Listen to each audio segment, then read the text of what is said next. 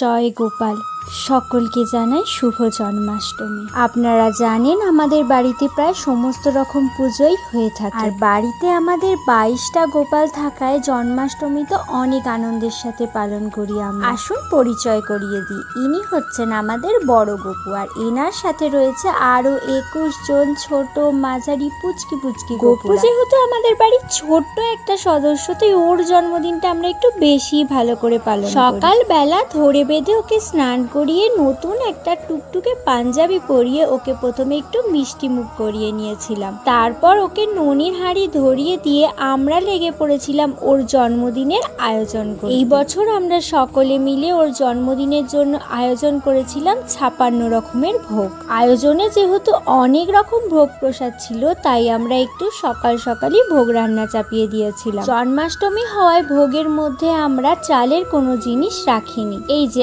আমি এখানে প্রথমেই বসিয়ে দিয়েছিলাম সামাদানার পায়েস। গোপুর নাম করে এই প্রথম আমি বানিয়েছিলাম সামাদানা দিয়ে পায়েস।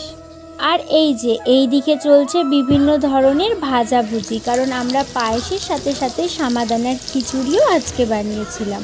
আপনাদের মধ্যে কার কার বাড়িতে জন্মাষ্টমী হলো এবং জন্মাষ্টমীতে আপনারা কি কি ভোগ দিলেন অবশ্যই আমাকে কমেন্ট করে জানাবেন। এখানে সাজানো হচ্ছিল নানান ধরনের মিষ্টি।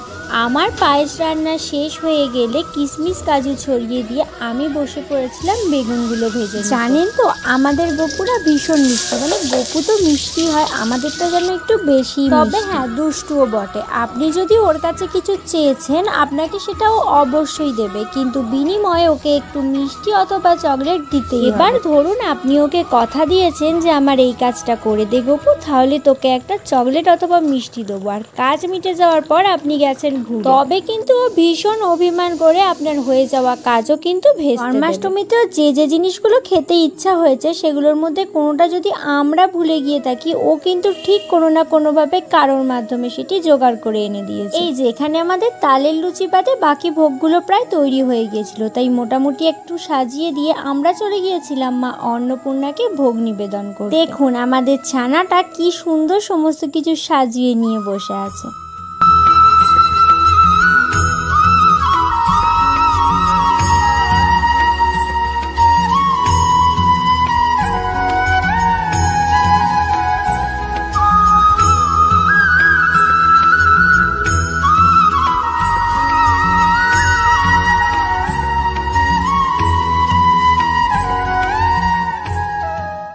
জন্মাষ্টমীর ভোগের মধ্যে কিন্তু অবশ্যই আটকড়াই ভাজা, তিলের নাড়ু, মালপোয়া এগুলো রাখতে। এই সমস্ত জিনিসগুলো তৈরি করেছিল আমার জেঠিমা।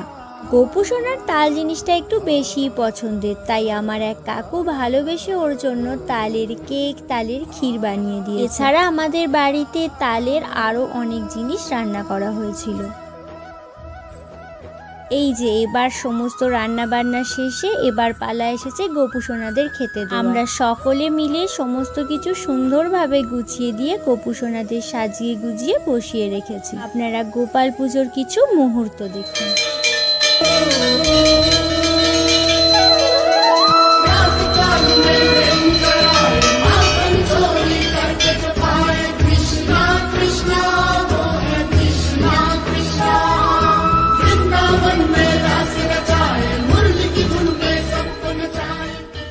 আমি জানি আমাদের মতো আপনারাও গোপুকে ভীষণ ভালোবাসেন। গোপাল সকলকে সুস্থ রাখুক, সকলের পরিবারকে ভালো রাখুক, সকলে ভালো থাকবে। জয় গোপাল, ওম নমঃ শিবায়। দেখা হচ্ছে পরবর্তী ভিডিওতে।